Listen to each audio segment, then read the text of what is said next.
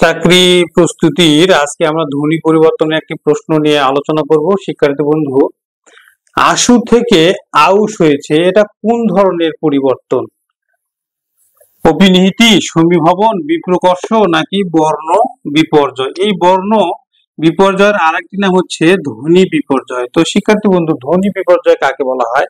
শব্দের মধ্যে দুটি ব্যঞ্জনের যদি পরস্পর পরিবর্তন হয় তখন তাকে বলি আমরা বর্ণ বিপর্যয় বা হচ্ছে ধ্বনি বিপর্যয়। যেমন কবাট,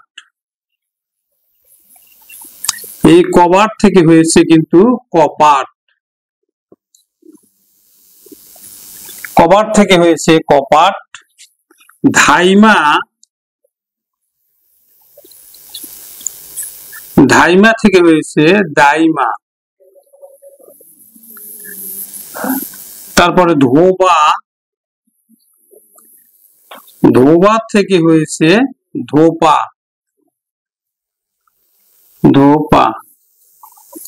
এই যে দেখো, দুটি ব্যঞ্জনের এখানে পরিবর্তন হয়েছে। এখানে ছিল ব, এখানে এসছে প।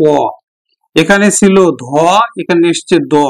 এখানে ছিল ব, এখানে এসছে প। এই যে দুটি ব্যঞ্জনের পরস্পর পরিবর্তন ঘটলো, এই পরিবর্তনটাকে বলা হচ্ছে বর্ণ বিপর্যয় বা ধ্বনি বিপর্যয়। এখন দেখো বিপ্রকর্ষ। তো বিপ্রকর্ষ কাকে বলবো আমরা? উচ্চারণের সুবিধার জন্য মাঝে যদি একটা স্বরধ্বনি আসে তখন তাকে বলবো আমরা বিপ্রকর্ষ। এর আরেকটা নাম হচ্ছে স্বরভক্তি, এর আরেকটা নাম হচ্ছে কিন্তু মধ্য স্বরাগম। যেমন দেখো, স্বপ্ন, এই স্বপ্ন থেকে একটা মাঝে স্বরধ্বনি এসছে, সেই স্বরধ্বনিটা হচ্ছে অধ্বনি স্বপন। স্বপ্ন থেকে স্বপন। গ্রাম,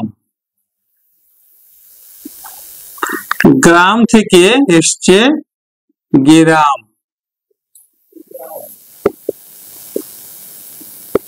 গ্রাম থেকে গেরাম। এই যে দেখো, স্বপ্ন, এখানে একটা অধ্বনি এসছে, মাঝে একটা অধ্বনি এসছে, এটাকে বলা হচ্ছে বিপ্রকর্ষ, স্বরভক্তি বা মধ্য স্বরাগম। এখন দেখো সমীভবন। সমীভবনটা ওই পূর্বের মতোই, যদি শব্দ মধ্যস্থ দুটি ভিন্ন ব্যঞ্জন ধ্বনি কি হয়, একে অপরের প্রভাবে সমতা লাভ করে। যেমন দেখো, কান্না, কাঁদনা। এই কাঁদনার থেকে এসছে কিন্তু সমতা লাভ করে কান্না হয়েছে। কাঁদনার থেকে কান্না। জন্ম, জন্ম থেকে হয়েছে জন্ম।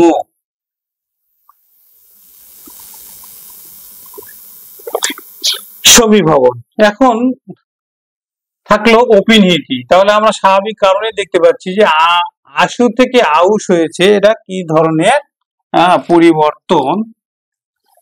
তো শিক্ষার্থী বন্ধু, পরের ইকার যদি আগে উচ্চারিত হয় কিংবা যুক্ত ব্যঞ্জনের আগে রসিকার রস্যকার উচ্চারিত হয় তখন তাকে বলি আমরা কিন্তু অপিনিহিতি। যেমন আজি, এই আজি থেকে আইস, আজি থেকে আইস। এখন এটা যদি আজি আমরা ভাঙাই, আ যোগ বর্গীয় জ যোগ হলো রস্বই। এই যে রস্বইকারটা পরে কিন্তু এখানে উচ্চারিত হয়েছে, কিন্তু আইজের ক্ষেত্রে, আইজের ক্ষেত্রে কিন্তু আগে উচ্চারিত হয়েছে। আইজের ক্ষেত্রে কিন্তু আগে উচ্চারিত হয়েছে।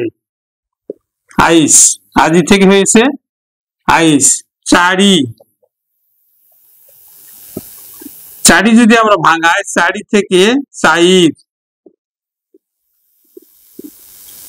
এখন চারি যদি ভাঙাই, চ যোগ, যদি আকারও আমরা নিই তাহলে চ যোগ আ যোগ র যোগ হচ্ছে রস্বই। কিন্তু আমরা এখানে যদি নিই তাহলে চ যোগ আ যোগ রস্বই যোগ হচ্ছে র। তাহলে এখানে দেখো শেষে কিন্তু রস্বইকারটা উচ্চারিত হয়েছে, কিন্তু এখানে দেখো আগে উচ্চারিত হয়েছে। এই যে পরেরই কার যদি আগে উচ্চারিত হয় তখন তাকে বলি আমরা অপিনিহিতি। তো আজকের দেখো আশু থেকে আউশ, আশু, আশু থেকে হয়েছে আউশ।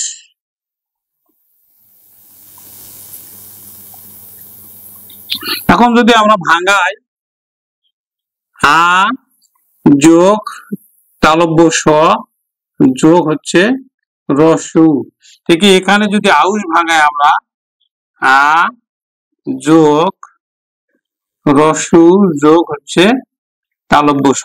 তাহলে দেখো এখানে ছিল রসুকাটা পরে, কিন্তু পরেরটা কিন্তু আগে উচ্চারিত হয়েছে, এই জন্য এটা হচ্ছে উত্তর হলো অপিনিহিতি। নমস্কার।